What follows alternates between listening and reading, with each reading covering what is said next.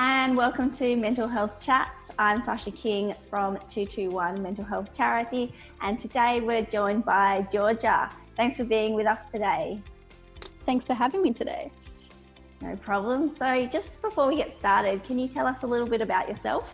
Well, as you just introduced me, I'm Georgia. I'm 19 and I'm currently studying legal services with TAFE, and I've participated in your events before, 221's events before. And I gotta say, I'm really humbled to join again. Like, it's always a really good experience working with you. Oh, thanks so much. So I guess my first question for you is, what does mental health mean to you? Well, to me, mental health is just as society views physical health. It's overall very important to check in with yourself, and the changes in health, whether physical or mental, are not always visible. And not only that, but it's also great to check in with people around you, because that could be, the difference between hearing about someone's great day, like that's always good, but also maybe even convincing someone that they're not so worthless, or that, whatever's going on with them isn't totally consuming them. And also what mental health means to me is never assuming someone's health based on what you can observe, because, someone could be going through something and they could be really, really happy or really perky, and on the inside they might not be like that at all. And I also think that keeping yourself mentally healthy should always be a priority.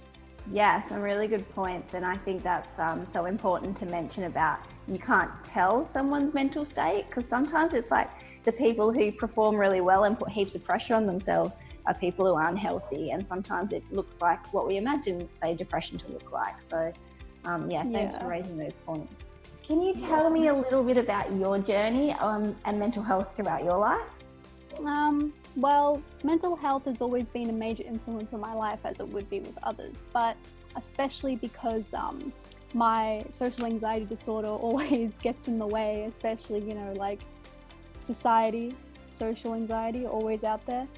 And one of my treatments is desensitization, which is really hard to do in these current times because everyone's told to stay home. And, I'm needing other people to desensitize me, and I can't access it that much, and it's kind of against the point of isolating. It hampers my progress a bit, but there's still many other treatments that always help out, so I don't really feel much of a difference. But otherwise, it's always been major, whether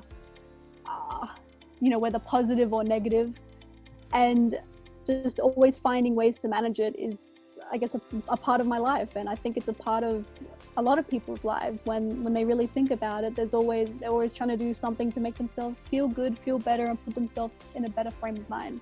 Yeah, I think definitely social anxiety to a level is part of everyone's life. Everyone's had those nervousness in a new crowd or something like that. Can you tell me anything that you can notice if you're becoming a bit overwhelmed or your anxiety is getting worse? Is there some things that happen that other people, or some behaviors that might happen, or changes in your ways of thinking? Well, I like to list them down as phases, like 4 phases of, I guess it's an anxiety attack, a social anxiety attack, which is in phase 1, you'll notice your mind starts to speed up and you can't really stop the thoughts. They're repetitive and they keep going and they keep going. And then the second one, it starts to affect your physical health. So you might feel really sick, and you might feel really tense and really shaky and clammy, and just overall you don't feel well at all. And phase 3, you want to get out of whatever situation you're in. It's like your flight instinct is going off the chart. You just want to get out, go away. And 4 is when you're totally consumed. You can't help but dart off. And I mean, always when you get to even just phase 1, when the thoughts start to pick up, that's when you really got to start noticing your way of thinking and really trying to cut it off there, trying to ground yourself, trying to calm down, because as it starts to climb up, it becomes harder to bring yourself back down and stabilize yourself more to, I guess, stay in the situation. Thanks for that. Yeah, such a great explanation of what it would feel like for someone to go through those stages of the anxiety. Do you feel like you have got any positives out of dealing with mental health problems? I'd say a big positive is learning about mental health problems in the first place and being able to help other people with the coping strategies I've learned, like grounding techniques and just being able to snip off thoughts that are becoming problematic and that you're becoming consumed with.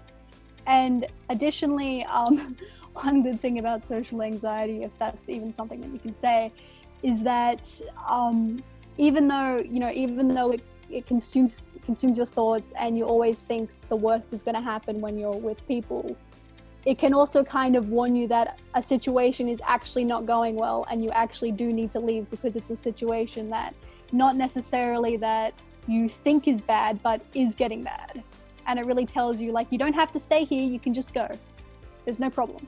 Yeah, that's awesome. Like, it's like your instincts are stronger, so you have a better idea of what might be dangerous, or you can listen to a bit of your intuition a little bit more.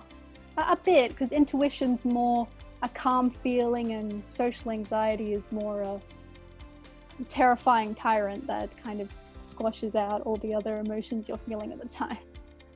Yeah, very true.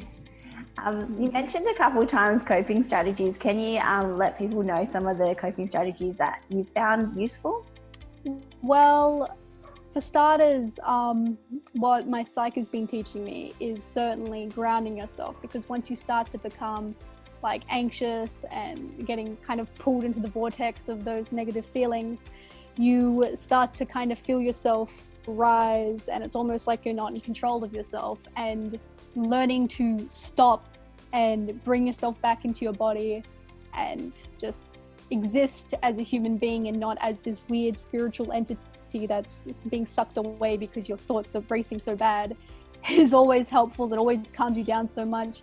And breathing techniques, especially, like when you start to calm down and focus on your breathing, it's hard to continue having a panic attack because it's just your breathing is so calm that it, like, your anxiousness is fighting against your already physical manifestation of calmness. And additionally, as I said, currently my new thing to focus on is to cut off thoughts before they start to get too intense. So if I'm starting to feel myself being cycling in this one negative thought, I can quickly just snip it and not have to worry about it, because it's not something I really got to worry about. It's usually something minimal, like, oh my God, what if I mess up doing this? Or, oh my God, what if they just think I'm terrible? And it's like, well, I don't really got to think about that. I just got to like chill and calm down. And I guess when it comes to coping strategies that aren't necessarily to do with mental illness, definitely in terms of bettering your own mental health, regardless, I would say just not distracting your senses, but entertaining your senses. Like, everyone uses things like, reading a book or watching TV or listening to music as a way to distract their senses. But that's only a couple of senses you're actually playing around with. What you really want to do is you really want to entertain your other senses, and the ones that feel a bit more human than just looking and hearing, which is things like gardening, when you feel the soil beneath your fingers and you can smell the earthly scents, and cooking, just having a party for your taste buds, and just the satisfaction of actually doing something like this is always makes you feel so prideful, and always kind of elates your mood just a little bit. Yeah, I like the idea of doing a task while doing that, sort of like your sensory mindfulness. Just, it's, even if it's not something you have to do, like, let's say you don't have to particularly garden or cook at this time, but just wanting to and actually following through with it always makes you feel better at the end. Like, look, I did that and I'm proud of what I've done. And even if it turns out a bit messy, you've tried, and that's already excellent. Like, you've put your mind to it, and even if it doesn't go the way you've planned, you've still created something. Yeah, absolutely. And it sounds like another thing that you do is you talk to people. So you have a psychologist, and it sounds like you make a really big effort to stay connected with people in this time as well. How important is that for you? Well, as I said, desensitization's a whole part of my treatment. And I mean, it's not just, being around large crowds and and being in social situations that would typically be uncomfortable. But it's also just, talking to your friends and talking to your family and just getting support that you need to, I guess, make yourself feel more stable. And not only that, in these times, because everyone's being isolated, I think everyone's going a little bit unstable as a result, because they can't really get out and do the things that they usually would do. It's throwing out their routines, and it's just being at home for too long always tends to mess with your mind a little bit. And so even just, talking to people and them talking back always just makes you feel just a little bit more better. And reaching out, even though, it's been perceived for a long time as being like a weak thing, it takes a lot more strength to reach out and actually tell someone that you've got a problem and you really want help with it, than it is sitting with it and letting it just eat away at you. Yeah, absolutely. And I feel like people have a lot of, it's okay to reach out right now, because we're all reaching out. It's not just people with mental health problems right now. It's everyone who's feeling maybe isolated or stressed or unsure. So everyone needs to reach out. Yeah, we are in scary times right now. So whether you're mentally ill or just not doing well mentally, it's always, or even doing well mentally and just wanting to maintain that, it's great to always, talk to people that you feel comfortable with. And even if you have nothing to talk about, like there's no issue going on, it's just nice to be able to just chat casually when everything's going like a little bit nuts around us. Absolutely. Georgia, I have a last question for you. And the question is that, we're talking a little bit about these stressful times. What are some things that people can do to maybe help them manage, hard times or uncertain times? Or what are some things that have worked for you when you've been in tough times? Well, as I said earlier, sensory distraction has always been great for me. It makes me feel more connected with my body, especially because it kind of reverts you back to like a primal way of existing, like in just that brief moment, and makes you understand things more instinctually rather than with anxiety kind of overwhelming you. But additionally, other good coping strategies is finding a way to maintain a routine while in isolation, because currently having a tough time, because currently, our whole routines have been thrown out as a result, and making a new routine to stick to will make you feel a whole lot better. It makes you go, okay, so this is what I have to do today. Even if it's just like, I will rest for this period of time and maybe I'll read here and then I'll do a little bit of work here. It's still a routine that you're sticking to, and it's helping you stay focused on the things that you want and you need to do.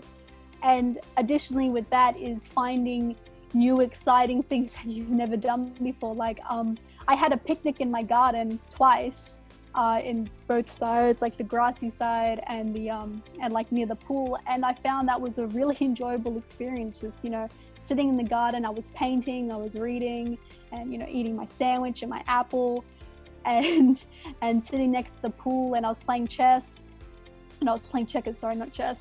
And that was a really fun experience. It was something new, it was something exciting, it was something I never really thought about before. But now, since there's plenty of free time to, I guess, stay at home, it's been super enjoyable and like super entertaining. And I think that's a way other people could go about in terms of maintaining their health while in tough situations, is just to do something so nicely sporadic that it's such a change of pace, that it's a comfortable change of pace. Like it's not crazy like, oh, I might catch a virus, but it's something like I might just have a nice time just eating an apple in my garden.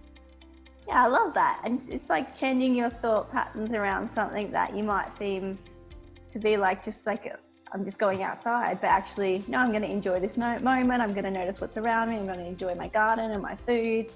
Such a great idea. And the clouds, that was always lovely, just cloud watching. Awesome. Thank you so much today for joining us, Georgia. Is there anything else you'd like to say to the people watching before we sign off? I guess I'll just repeat something I said before, but a little bit more reiterated, which is you never know what someone's going through, so just take your time to be kind to people around you. Even if someone's being a little bit irritated, just maybe just give them the space they need and they'll come and apologize to you. It's always great to just be mindful of other people and also be mindful of yourself, because you don't want to be putting your negative emotions onto other people, and at the same time you want to be able to, I guess, spread positivity in a way that's safe for you. Yeah, in a time now that more now than ever, we need just to be kind to each other. Yeah, especially. Thank you so much, Georgia, for joining us on Mental Health Chats. Thanks everyone for watching, and see you next time.